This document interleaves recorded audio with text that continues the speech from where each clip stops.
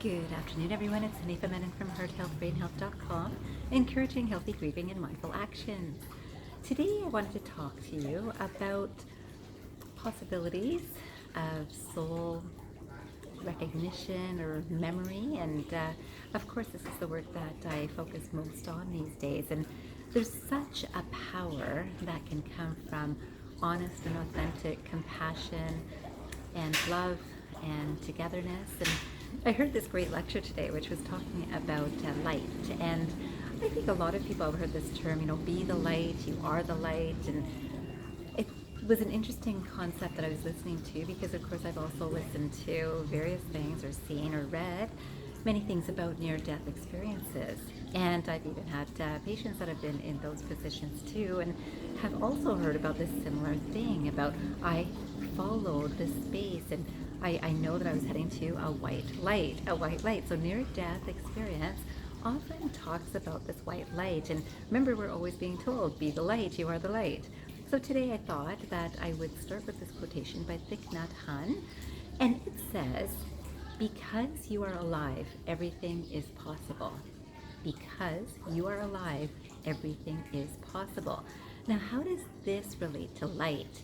If we all think or feel, or if you do have faith, that that is something that you might experience too, how come sometimes we are around a person who we feel, wow, they bring such light to me. They're lighthearted. They bring a light of wisdom. There's a lightness about this person. I like being around this person because they're like the light. Or I saw the light because I heard this person. Anything, or sometimes you read something and you'll say, wow, so a light bulb really went off in my head. So all of these things that are referring to light, and when we come back to what we are aspiring to, or what I've encouraged us all to aspire to, is this whole idea of we are the light. So this would mean we are the soul that is within us. We are the consciousness that is within us. We are that higher self. So any of these terms. And some people will say that, we have a piece of God within us, we have a piece of divinity within us, we are part of the universe. All of these things bring about this idea and understanding of togetherness and oneness. And this is so beautiful to understand because if we are centered enough to actually feel like the light or notice the light that comes from others and recognize that they are reflecting exactly what is within us, this is that space of oneness. And I thought it was so interesting today that I was reflecting on this idea, and of course this is the video that I saw about this light. And it's so true that today, majority of people, as we look around at each other, we can see light coming through different people as different colors, right? So we've got this whole myriad of colors, the rainbow that comes through everyone. And some people are angry, and some people are happy, and some people are wealthy, and some people are poor.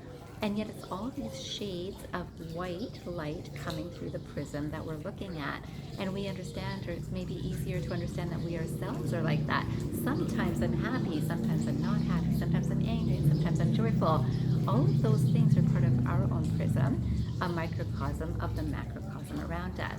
When we start working, and of course I think that meditation helps us a lot, but when we're consciously aware that we're working towards this understanding of acceptance and oneness, this is easier to see around us too. Because if we can see ourselves that way, we can see the light around us. And this is, of course, what I would wish for all of us. And certainly reach out to me if you'd like any help to get there, to help you see things from a different perspective, which will allow you to see such a greater expanse of things around us.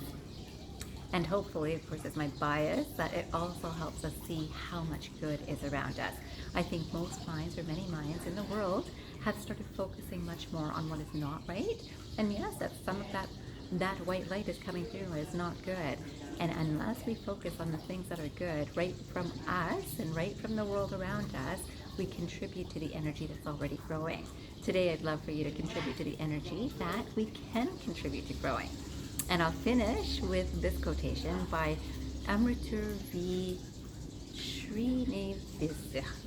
Oh, I hope I've said that right. I'm sure I really did not say that name so well, but it will be under this video. So this quotation says, one of its earliest sacred scriptures, known as the Rig Veda, declares, "Let noble thoughts come to us from all directions."